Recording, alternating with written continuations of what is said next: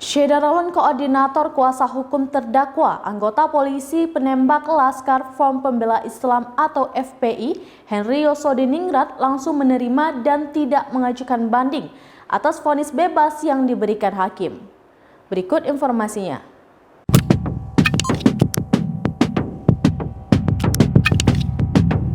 Syederalun Koordinator Kuasa Hukum Terdakwa, anggota polisi penembak Laskar Front Pembela Islam atau FPI, Henry Yosodiningrat langsung menerima dan tidak mengajukan banding atas vonis bebas yang diberikan hakim.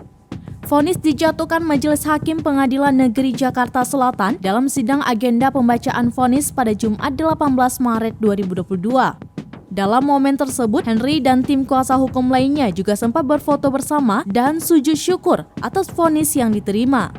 Ibda M. Yusmi Ohorela dan Bribtu Fikri Ramadan dibebaskan atas perkara unlawful killing 6 Laskar FPI. Kedua terdakwa hadir secara virtual dari kediaman kuasa hukumnya Henry Yosodiningrat.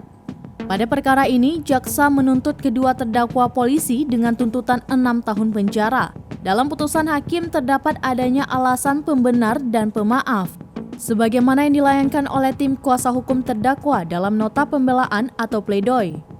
Atas dasar itu, hakim menjatuhkan vonis kepada anggota Polri aktif itu dengan hukuman bebas alias tidak dipidana.